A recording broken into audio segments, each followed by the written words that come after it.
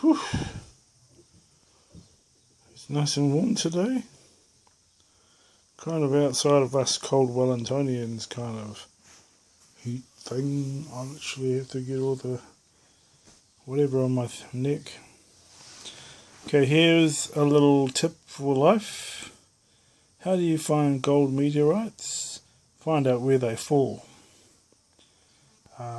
And get there. Right? But how are you going to find the buggers?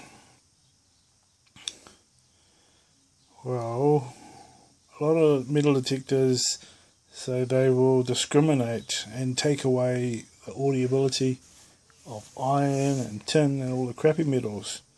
But when you do that, it makes your machine more quiet or not listening, deaf. Kind of makes it more deaf. And one fellow said on one of the videos I watched, he said, if you turn all metal mode on, it can hear the best. And a lot of people suck it into these ground balancing to make it quieter, or they go to the gold and the ground balancing comes on and they're stupid enough to make it disappear. No, you don't want that to disappear. But they're capable of doing it in some of those stupid auto balancing machines. So you have to get a chunk of gold or something that is very gold, the best gold thing you can get, and put it in front of your machine and tune it to being able to hear it the best. That way when you go out there you hear it the best. You will find the best. It's only sensible to keep it ears open and not ears kind of blocked, because you're not going to hear much. You go right past. One way you can do that is first test something in front of it, make sure that it's really good gold in front of it, and you tune it so that it's ears open, not ears closed. If you want to close, make sure that's there first. You tune it so it can hear the best. Turn the discrimination way down, but not so down that you're going to pick up the rubbish and the garbage, but enough to hear your favourite metal loudest. What I did is I opened up my machine and I changed the dialing to lowest to see if the high gold was still audible, and if it wasn't, I tuned it till it was up enough for it to be audible. I actually put a solder across the bridging the gap, making it get all possibility of titanium or every other metal that's high above it, like osmium, platinum and those other royal metals. But there's one little secret that everyone don't really know, and that is the pinpointing button. You can change it for a switch.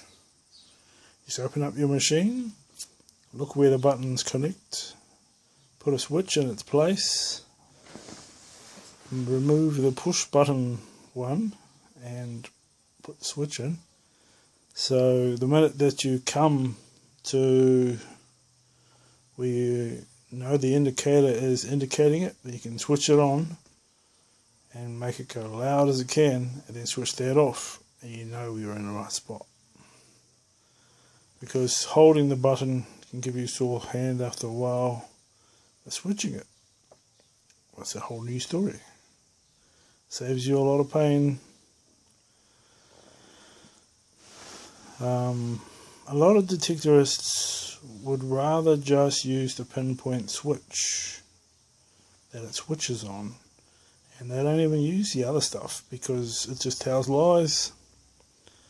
And unless it's going to ring up, you go get your electrician to tune it to ring up only for gold, if that's what you want, and then make sure it's at the maximum honk, like a loud amplifier. Tune your gadget and make sure it resonates the loudest at that.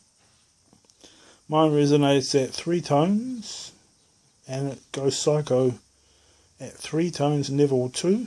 2 is brass on mine, and 1 long blue that's something close to iron, which is pretty shit.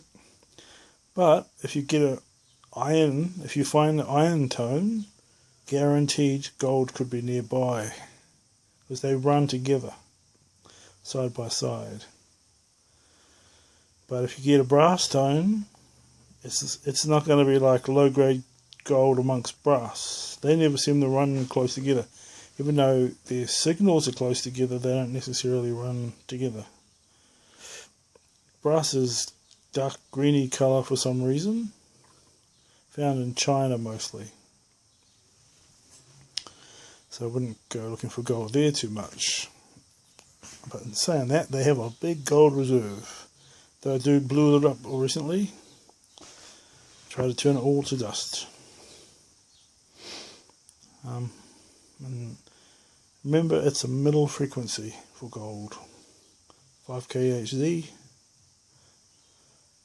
And I haven't found bugger all, so I don't know what I'm talking about. All I know is I broke up an old cell phone with the push buttons. It had thick gold in it. My detector detects it. It hears it. If you turn the discriminator on too much, it can't hear it. That's not a good thing. You need to make sure you hear it registering. If you hear nothing, you're an idiot. Okay? You need to tune it to have ears on and hearing a frequency, a tone.